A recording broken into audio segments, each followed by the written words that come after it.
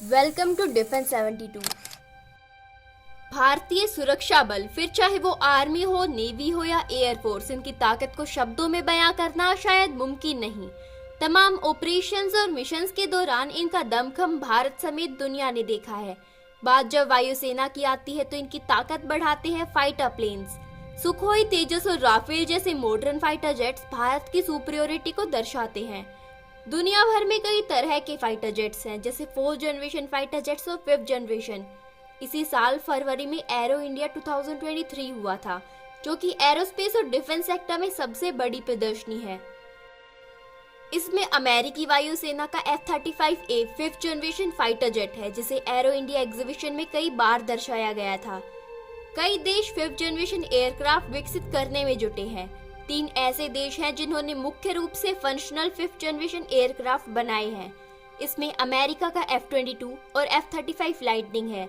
इसके अलावा रूस का सुखोई 57 और चीन का J-20 शामिल है। आज की इस वीडियो में हम बात करेंगे फाइटर जेट्स की जनरेशन की। लड़ाकू विमान की चौथी, 5वीं और 6ठी पीढ़ी में क्या अंतर है, आज हम जानेंगे इनमें बेहतर कौन है। एयरफोर्स में कई तरह के लड़ाकू विमानों को लाया जाता है और समय समय पर इन्हें डीकमीशन किया जाता है। दरअसल हर विमान का अपना लाइफ स्पैन होता है, जिसके खत्म होने पर उनका इस्तेमाल घातक साबित हो सकता है।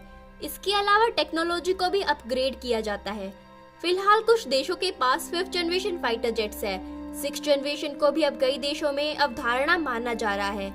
ऐसे में ये समझना जरूरी हो जाता है कि 4th जनरेशन से 5th जनरेशन तक के सफर में फाइटर जेट्स में क्या चेंज आए हैं और आगे क्या बदल सकता है।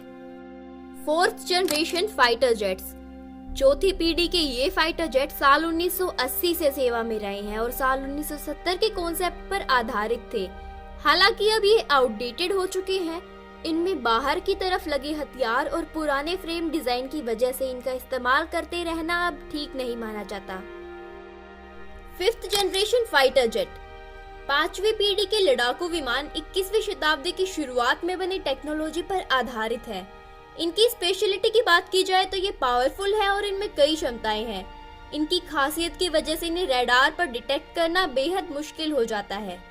अमेरिका का F-22 विमान 5th जनरेशन का फाइटर जेट है। इसे अदृश्य शिकारी भी माना जाता है, क्योंकि ये दुश्मनों के रडार से बचकर दुश्मनों के विमान को गिरा सकता है। ये एयर और ग्राउंड अटैक में भी काफी बेहतर प्रदर्शन करता है। इन सब के अलावा इस जनरेशन में सेंसर फ्यूजन और पायलट सिचुएशनल अवेयरनेस जैसे फीचर्स भी होते हैं। State of the art technology से बने 5th जनरेशन एयरक्राफ्ट में पायलट सिचुएशनल अवेयरनेस का फीचर AI के कारण पॉसिबल है। ये किसी भी खतरे को सेंस कर सकता है ताकि पायलट जल्द ही एक्शन ले सके, जबकि 4th generation jets manual reaction पर निर्भर होते हैं। बहुत कम मानवीय सहायता के साथ लाइट वेट और लिथियम बैटरी पर चलने वाले 5th जनरेशन के फाइटर जेट काफी समय तक ऑपरेशनल रह सकते हैं। 4th जनरेशन के कंपैरिजन में 5th जनरेशन फाइटर जेट की फ्यूल एफिशिएंसी भी ज्यादा है।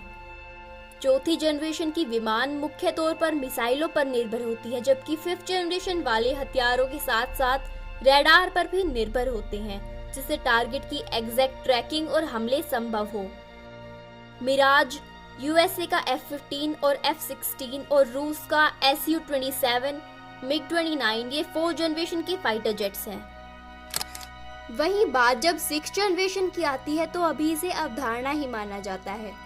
रिपोर्ट्स के according European future combat air system new generation fighter jet की पहली उड़ान को साल 2026 तक लॉन्च कर सकते हैं।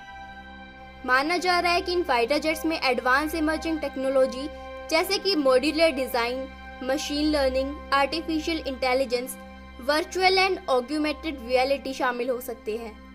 ये फाइटर जेट बिना पायलट के भी खुद को कंट्रोल कर सकेंगे। चीन दावा करता है कि वो जल्द ही इस जनरेशन को लाने की तैयारी में जुटा हुआ है।